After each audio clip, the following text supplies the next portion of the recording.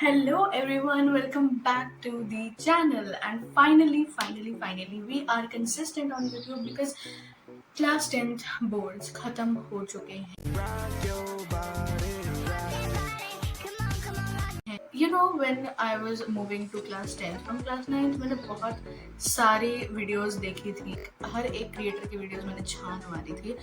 But no one told me about what like मैंने जो experience किया वो कुछ भी किसी ने भी नहीं बताया था. वही चीज़ें I am gonna tell you in this video कि बहुत ऐसे मिथ्स हैं, बहुत ऐसी चीज़ें हैं जो सीनियर्स तुम्हें बताते हैं कि क्लास 10 ईजी है, बट वो एक्चुअली सारी चीज़ें होती नहीं हैं. So yes, this is the video you need. Starting from the first topic, what is the reality of 10th standard? Like तुम जब आ रहे हो 10th में 2026-2027 बैच, तुम जब आ रहे हो तो they will tell you कि क्लास 9th like सीनियर्स छोड़ो, तुम्हारे टीचर्स भी बोलेंगे ये चीज़ कि class 10th is easier than class 9th. अब देखो उनका क्या मतलब है, आई विल टेल यू, क्योंकि जो मैसेज ऐसे डिलीवर होता है वो गलत हुआ है कि बच्चे including me we think that कि वाओ क्लास 9th तो हमने पार कर ही ली है अच्छे मार्क्स से, क्लास 10th में हमें ज़्यादा मेहनत करने की जरूरत नहीं है बिकॉज क्लास 10th तो ईजी होती है. That is not it. तुम टीचर्स इसलिए बोलती हैं क्योंकि क्लास 10th में a student learns to work hard. ठीक है, तो जब वो मेहनत करना सीख जाएगा then he will definitely score more than class 9th, है ना. तो तुम्हें बहुत 9th से ज़्यादा कंसिस्टेंट रहना होता है 10th में. तो दिस इज अ मिथ कि 9th is harder than class 10th.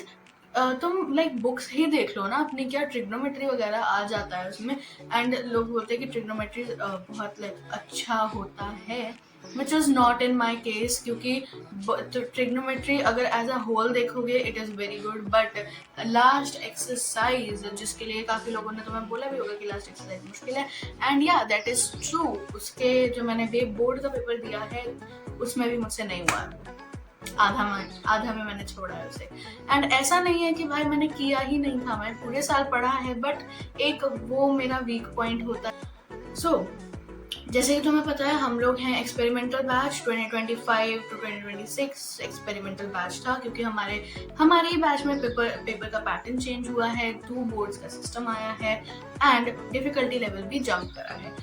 मैं भी उन्हीं बच्चों में थी जिन्होंने सोचा था कि 10th जो है वो बहुत इजी है, तो इसलिए मैंने जो सैम्पल पेपर है वो भी बहुत बाद में लगाने शुरू किए हैं. सैम्पल पेपर मैंने मैथ्स जनवरी में ही लगाए हैं मैंने sample paper. But thank God मैंने आरएम बैच ले रखा था. मैंने अभय बैच नहीं लिया बट आरएम बैच लिया था मैंने. उसमें जितने भी पीडीएफ्स थे, गैप डेज थे, वो उसमें मैंने सारे पीडीएफ्स के सारे क्वेश्चंस कर लिए थे, भले ही उसमें ऑब्वियसली बात है स्टैंडर्ड के भी थे.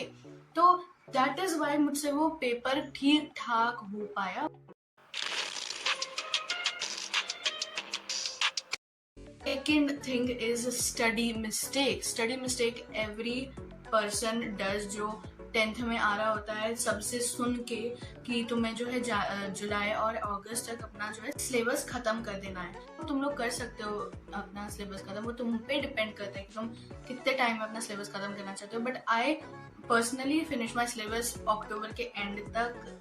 हाँ, पर मैं अक्टूबर के एंड तक तो रुकने को नहीं बोलूंगी, बट अक्टूबर तक तो रुक जाओ. क्योंकि तुम जल्दीबाजी में लाइक तुम लोग जो करोगे ना, अगर जुलाई तक अगस्त तक तुम लोग अपना सिलेबस खत्म करोगे तो तुम्हारा मेन गोल क्या होगा पता है? टू कंप्लीट द सिलेबस जल्दी से.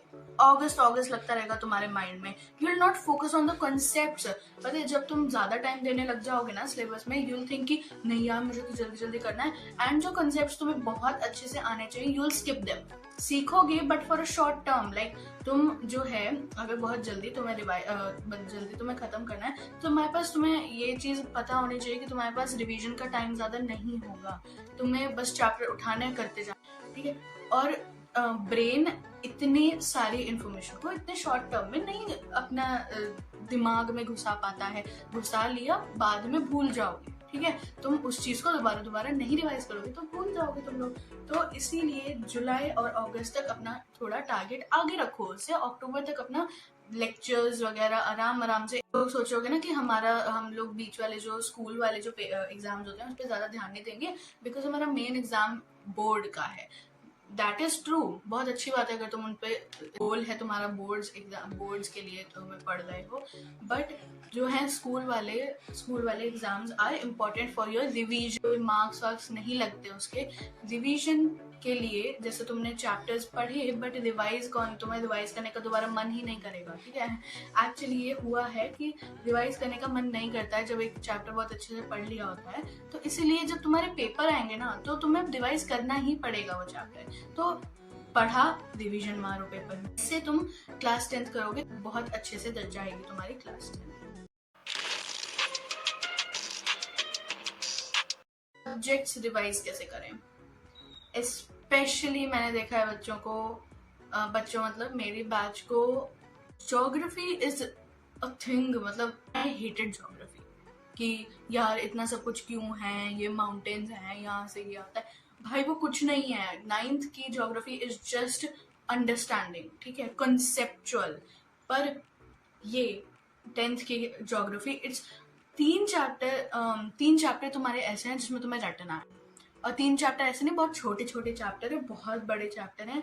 क्योंकि रटने वाले चैप्टर अगर छोटे भी हो ना पेज में तो वो बहुत लंबे ही लगते हैं, क्योंकि तुम्हें हर एक चीज आनी चाहिए। मतलब बच्चे लाइक क्लास 10th वाले क्या समझते हैं कि जो ज्योग्राफी है ना उसे रिवाइज करने का कोई फायदा नहीं है।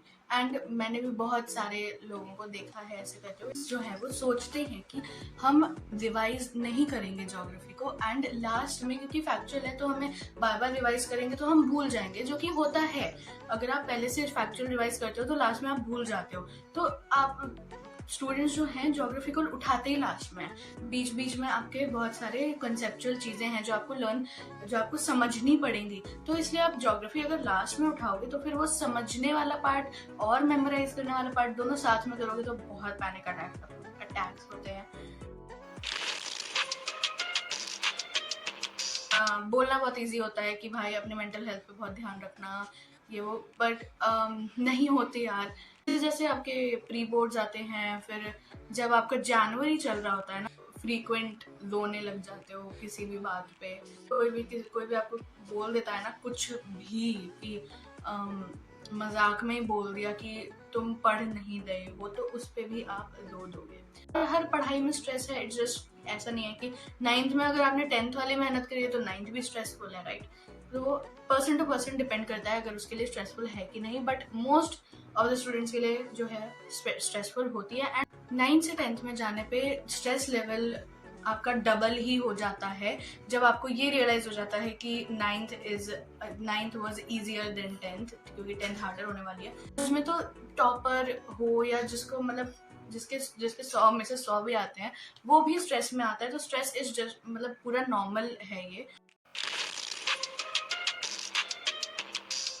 एंड लास्टली 9th जो 2026 टू 2027 वाला बैच है उनके लिए एक स्पेशल मैसेज है कि 10th इज, देखो हमें भी नहीं समझ आता था ये जब तक बोर्ड्स खत्म हुए, ठीक है। 10th is just a class, पहले जैसी क्लास जैसे तुम करते आए और 6th 7th 8th 9th, ये ऐसी ही एक 10th भी क्लास है। इसके लिए ज्यादा कोई बहुत पहाड़ नहीं टूट जाएगा अगर 1% 0.1% तुम्हारे नीचे आ गए जितना तुम्हें एक्सपेक्टेड है। तो ये सोचो कि तुम्हारा जो गोल है उसके लिए तुम आगे पढ़ो, ठीक है। पहले से ये नहीं सोचना कि इतने आएंगे कि इतने नहीं आएंगे, पहले बस तुम करते जाओ, किया है तो ऑब्वियसली आएंगे। पर कभी कभी ऐसा भी होता है जैसे हम लोगों के साथ है कि अगर पेपर एक्सपेक्टेड से बहुत मुश्किल आ गया तो उसमें भी कोई दिक्कत नहीं है, क्योंकि पूरी दुनिया को पता है कि तुम्हारा पेपर मुश्किल आया है, कोई तुम्हें कुछ नहीं कह रहा। पता है गिल्ट होता है, पता है रिग्रेट होता है, बट कुछ नहीं होने वाला अगर तुम्हारे थोड़े से परसेंटेज नीचे आ जाएगी। कोई याद नहीं रखता, उस टाइम के लिए सब बोलेंगे पर कोई याद नहीं रखता। तो I am happy to be consistent दोबारा से, एंड आई होप फिर से आगे भी मैं ऐसे ही पोस्ट करती रहूंगी अच्छे से। Till then take care, piece.